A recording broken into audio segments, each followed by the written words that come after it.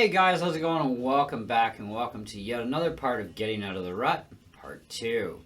So, beginners, intermediates, advanced players, doesn't matter where you're at with this. Today's video we're going to talk about doing different chords other than what you are likely used to. Especially beginners, I mean you guys know things like G, C, D, A, E, and so on. And that's great, and you can do a lot of songs with just some basic chords. But it kind of really limits you to, the first 3 or 4 frets of the fretboard. And you really should be playing your entire fretboard eventually. So if you're a beginner, you got to get into this thing, right? And that also would include using a capo as well, which we'll also discuss, but in part 3. So I want to try and keep these videos short, so that you can also get through the whole thing without getting bored. So anyways, if you take a basic chord formation, for example, like a D chord, okay, do your D chord, you've got a D, wonderful, great, that's awesome. But we can do more with this same position throughout the entire fretboard by just sliding it. Now, we're not going to discuss the exact proper terminology names for each one of these chords, but we do have only 7 notes or 7 main chords, which is A, B, C, D, E, F, and G. Now in chord formations, of course, we have majors, minors, sevenths, etc., augmented chords, right? So we're not going to discuss the actual terminology, but you can always look up the chords for what we're going to do and get the exact names of those chords. But for the purpose of this video is to get you into different voicings of those main 7 chords, okay? So in the D formation, we have a D. If we slide it up 1, we have a D sharp. If we slide it up again, we end up with an E. And then, of course, we don't have an E sharp, so the next obvious choice is F, F sharp, G, and so on. Okay, we just keep going up the fretboard. And everything restarts, of course, at the 12th fret, because that's your second octave area of the guitar, regardless if you have 20 frets or 24 frets on a guitar, etc. Now, this is for acoustic or electric players, so don't worry if I'm just holding an acoustic guitar, it doesn't matter. So we've discovered now with the D we can do a lot. Now with the D, if you go backwards, okay, what comes before D? C sharp, obviously. Right? So if we take our D and we slide it back 1, that's a C sharp chord. Okay? So that's pretty cool, right? You just learned a whole whackload of chords, and even as a beginner, you weren't even taught anything more than the basic D chord, the C, the G, and so on, right? So now you know a lot more chords. Wonderful. All right, what's next? Well, let's discuss the A chord. The A chord is pretty simple, right? Now this is a 3-finger chord. Doesn't matter how many fingers we're using for the chords, okay? But now we have an A. So what comes before A? Okay, so you've got G sharp, A, B, C, D, E, F, G, and A. But in this case, because this is A, and we know we go G, A, we don't go G, A. We have a sharp in the G, so if we go back 1, it's G sharp. And A sharp, B. Okay? There is no B sharp, so we go to C. C sharp, D,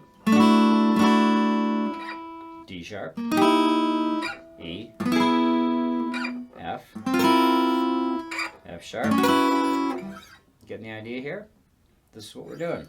Let's take a C chord. Okay? Now C chord, we've got really no other room to go backwards and keep the same formation. So we have to stick with the formation here. C, C sharp, D, D sharp. Okay? You getting the idea here? So we move up. We go C, C sharp, D, D sharp, E, F sharp. So after that, G, A sharp, and we keep going. Okay, pretty simple. E, F,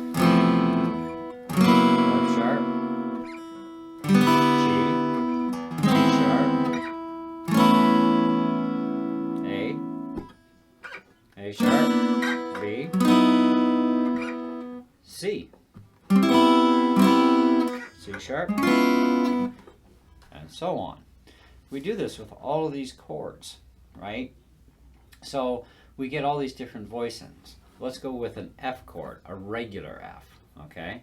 So we have an F, which is barring the two bottom strings, F sharp, G, G sharp, okay, A sharp, B, C, C sharp, D. Pretty cool. These are very simplistic things to do, right?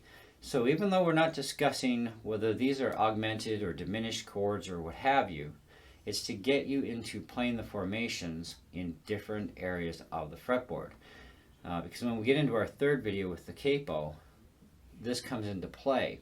And this is where you're going to see where things also get altered in yet another way.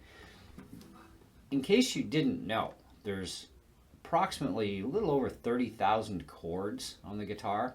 Now you don't have to know all of them, of course. I personally only know just over 500 chords. I'm pretty close to my 600 chord range now that are all plugged away in my brain, and I can go to any one of them at any time I want. Okay, so the more chords you can learn, the better it's going to be for you. But that doesn't make you a better player because you know more chords. You have to know how to use them to become a better player. And it's great and fine if you just play, you know, G, C,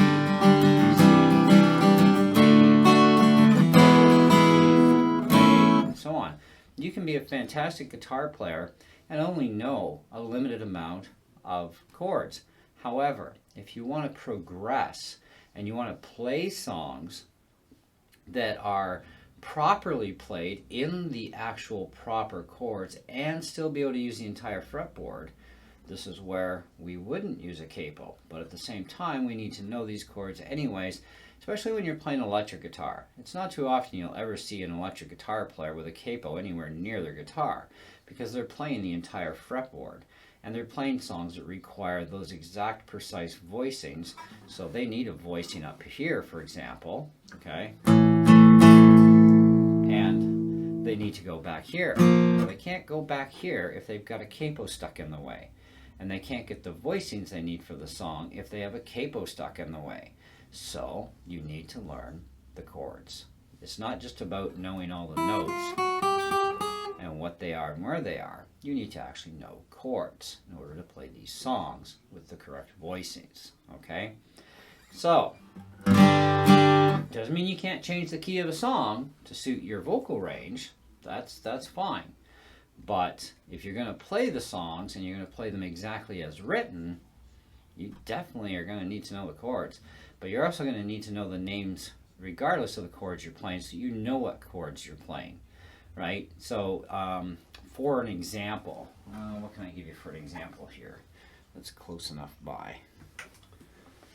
Let me grab a book.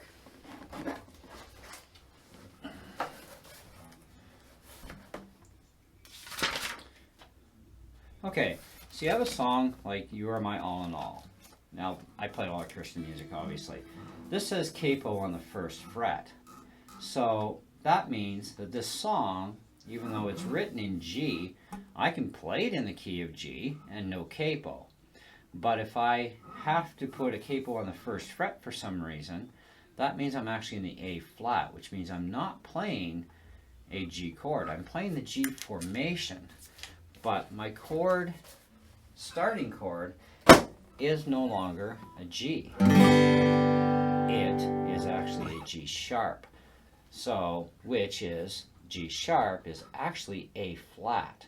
Let's get into this. So let's talk a little bit about power chords now. Okay. So if we start out with a typical 3-finger power chord, you can do them as 2 fingers. 3 fingers, it really makes no difference. It's just a lot more comfortable to use 3 fingers, okay? And I find for myself, for faster playing, to do the 3-finger. So let's start with the F.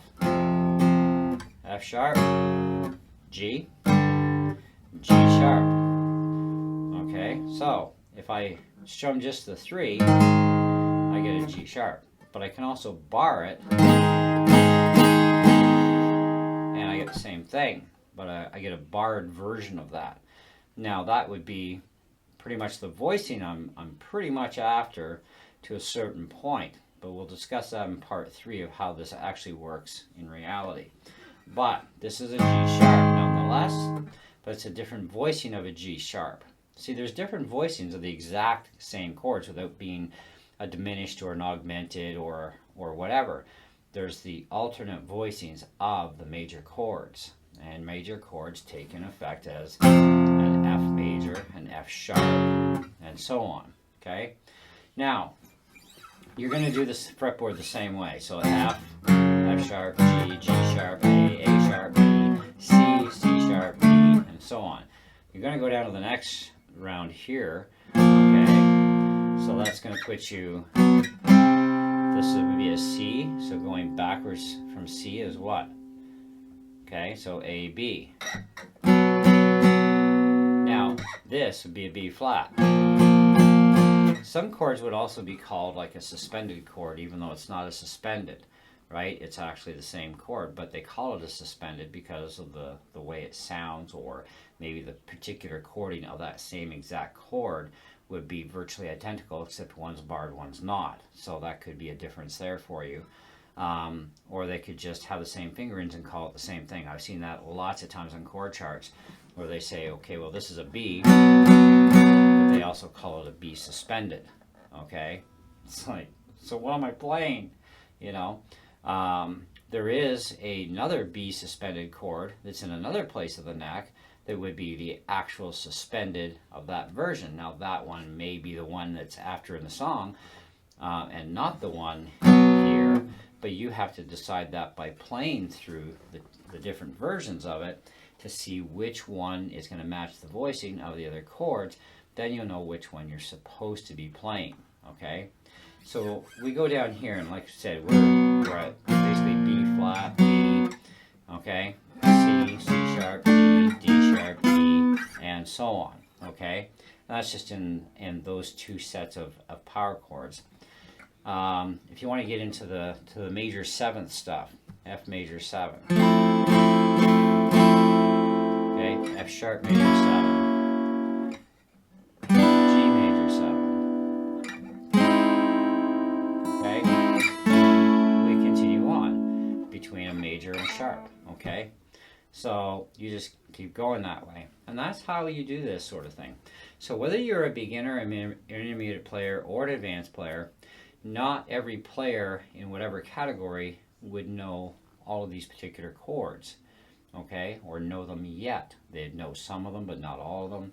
It varies, okay. Now, there's a lot of chords I still don't know, and I'm an advanced player, but, you know, it's the same. We never stop learning. You never master this instrument. You can't. I mean, there's no human being that can actually recall every single possible chord combination there is and know how to execute them as well in that entirety of those amount of chords. It's just not possible.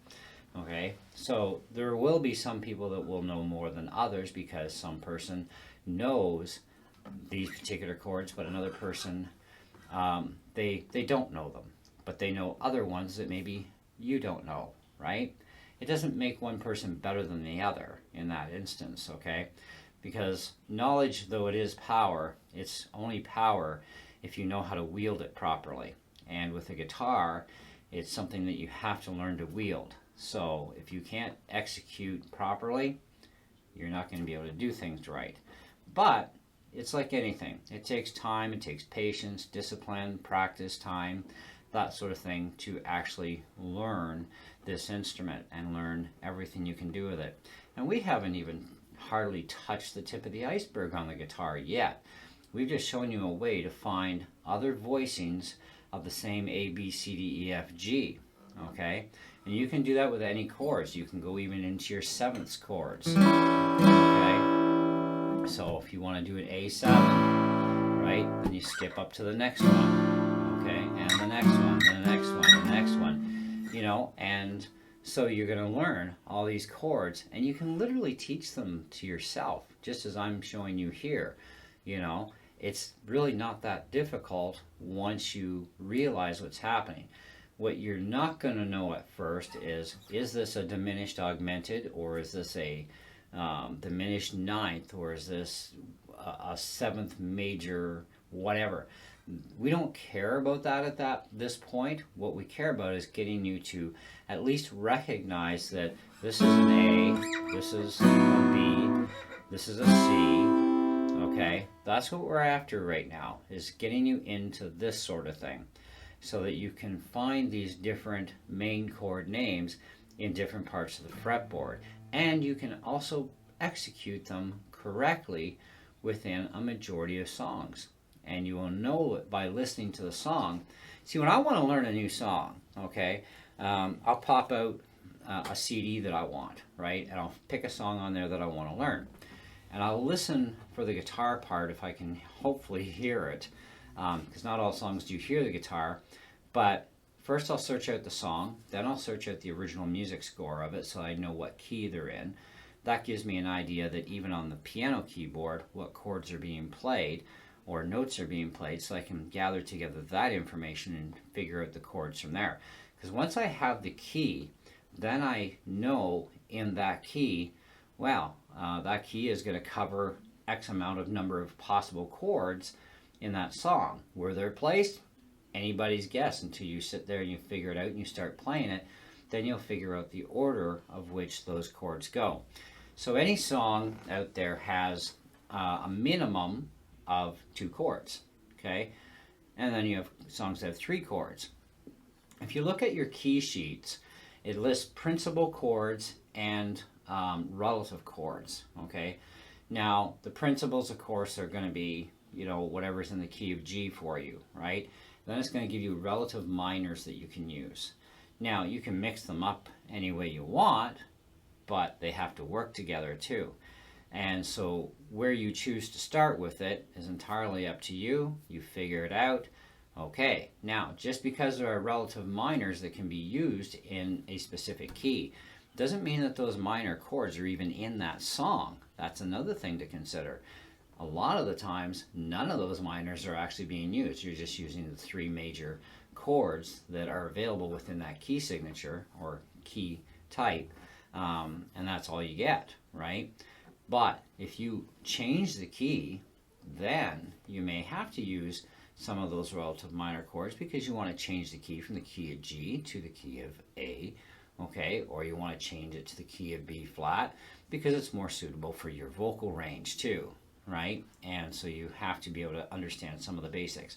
See, this is why every guitar player should know at least basic theory as a minimum, right? But the more theory you do know, the better. But what you want to avoid with the guitar, in my opinion, is to become too technical of a player, okay? Which means you're basically too robotic, too perfectionist, like over OCD and then some, okay? You don't want to get to that kind of a state of playing because it just doesn't feel right. It doesn't sound right. And when you become over technical and too precision, you actually do lose a lot, okay? So I look at guitar players that are prodigies. They're very technical players, okay, for the most part. I haven't found too many that aren't. So becoming too technical and too perfect, it really makes you want to throw up because it's just overly done, to be honest. There's got to be feeling and emotion, drive in the music. It's like when you're bending a note, for example. It's a difference between bending right to that perfection or just bending a little bit further and getting some feeling and emotion behind that, okay? Same as in your regular playing goes. You want to do it right, but you also want to have emotion. And that's where your strumming also can come in too. It's the difference between strumming maybe something like this, right? And then strumming something like this.